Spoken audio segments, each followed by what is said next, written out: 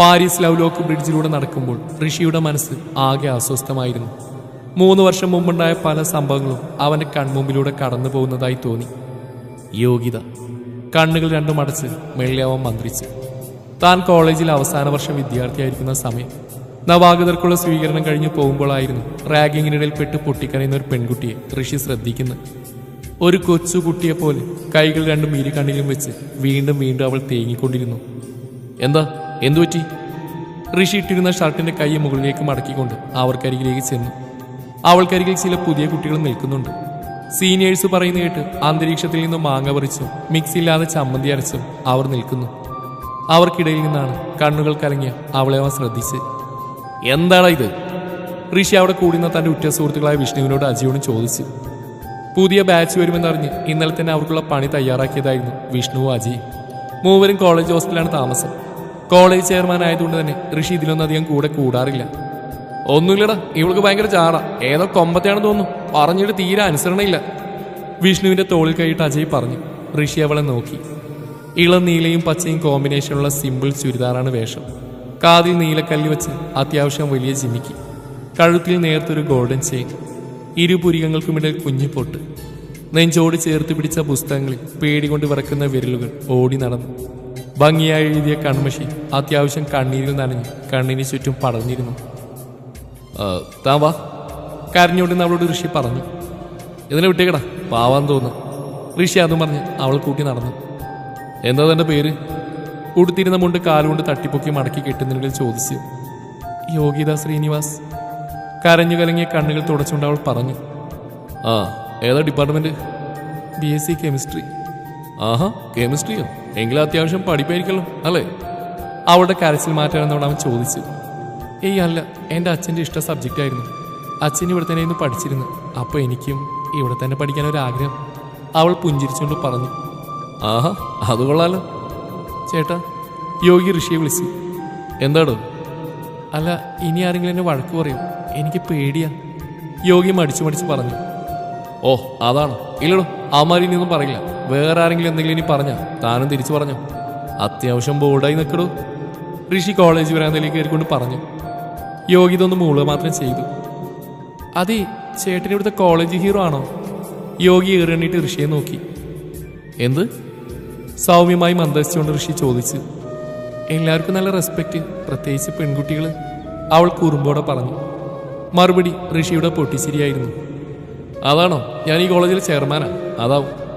ചേട്ടനോ? ചെയർമാനോ? അവളുടെ കണ്ണുകളിൽ ആകാംക്ഷ നിറഞ്ഞു. ദേ, ഈ വരാന്തയുടെ അവസാന ക്ലാസ്സാണ് തൻ്റെ. ഋഷി അവൾക്ക് ചൂണ്ടിക്കാണിച്ചു. ശരി മാഷേ, അവൾ അവനോട് പറഞ്ഞോട് ക്ലാസ്സിലേക്ക് നടന്നു. കോളേജിൽ പിന്നീടുള്ള പല ദിവസങ്ങളിലും ഋഷിയും യോഗ്യതയും പരസ്പരം കണ്ടുവെങ്കിലും ചെറിയ പുഞ്ചിരിയിൽ മാത്രം ആ കണ്ടുമുട്ടലുകൾ ഒതുങ്ങി. എന്നിരുന്നാലും കലങ്ങിയ കൺമഷി പടർന്ന കണ്ണുകൾ എപ്പോഴൊക്കെയോ ഋഷിയുടെ ഉറക്കം കളഞ്ഞുകൊണ്ടിരുന്നു. മനസ്സിൽ അവളോട് തോന്നുന്ന അനുഭൂതിയെ കണ്ടെത്തുന്നതിനുള്ള പരിശ്രമത്തിലായിരുന്നു പിന്നീട് ഓരോ ദിവസവും ഋഷി. അവളോടുള്ള വികാരം എന്താണെന്ന് സ്വയം ബോധ്യമായത് അന്നാണ്.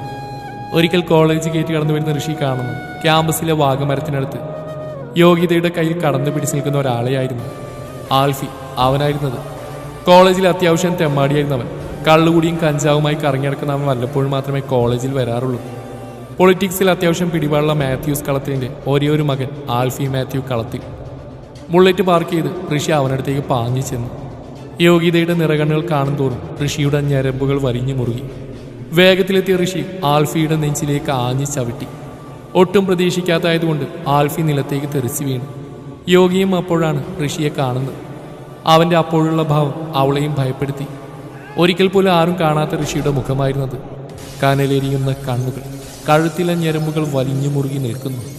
ഇടത്തെ കൈകൊണ്ട് യോഗിയ ഋഷി തന്നെ നെഞ്ചിലേക്ക് വലിച്ചിട്ടു. ആ പുന്നാര മോനെ, നിന്റെ മറ്റേ സ്വഭാവം കൊണ്ട് എൻ്റെ പെണ്ണിൻ്റെ അടുത്ത് വന്നാലുണ്ടല്ലോ, കാത്തിക്കും പച്ചക്ക് ഞാൻ, അറിയാലോ നിനക്കെന്നെ. അത്രയും പറഞ്ഞുകൊണ്ട് യോഗിതയുടെ കൈ പിടിച്ചുകൊണ്ട് ഋഷി അവിടെ നിന്ന് നടന്നു. കേട്ടതൊന്നും വിശ്വസിക്കാനാവാതെ യോഗി യാന്ത്രികമായി അവനോടൊപ്പം നടന്നു. മോനെ അജയ്, ഞാൻ കാണുന്ന തന്നെയാണോ നീ കാണുന്നത്? വിഷ്ണു ചോദിച്ചു. ക്യാൻറ്റീനിൽ നിന്ന് ചോക്കോബാർ കഴിച്ചുകൊണ്ട് വരുമ്പോഴായിരുന്നു ദേഷ്യം കൊണ്ട് പാഞ്ഞു വരുന്ന ഋഷി അജയും വിഷ്ണുവും കാണുന്നു. പിന്നീട് ഞൊടിയിടയിൽ സംഭവിച്ചൊന്നും വിശ്വസിക്കാനാവാതെ അവർ രണ്ടുപേരും നടന്നകലുന്ന ഋഷിയെയും യോഗ്യതയും നോക്കി നിന്നു. താൻ ചോദിച്ചതിന് മറുപടി കിട്ടാത്ത അടുത്തുനിന്ന് അജയ് നോക്കിയപ്പോൾ നടന്നു പോകുന്ന ഋഷിയെ തന്നെ നോക്കിക്കുവാണ് അജയ്. വായിൽ വെച്ച ചോക്കോബാർ പോലും പെട്ടെന്നുണ്ടായ ഞെട്ടിൽ ആളെടുക്കാൻ മറന്നു. വായിൽ നിന്ന് അലിഞ്ഞൊഴുകിയ ചോക്ലേറ്റും ക്രീമും ഷർട്ടിൽ ഇറ്റു വീഴുന്നുണ്ട്. ബെസ്റ്റ്, മോന് റില പോയോ? വിഷ്ണുവിന്റെ ചോദ്യം കേട്ട് അജയ് ബോധത്തിലേക്ക് വന്നു. എന്താണപ്പോ ഇവിടെ ഉണ്ടായേ? ഷർട്ടിൽ വീണ ക്രീം തുടച്ചുകൊണ്ട് അജയ് ചോദിച്ചു. വാ പോയി നോക്കാം.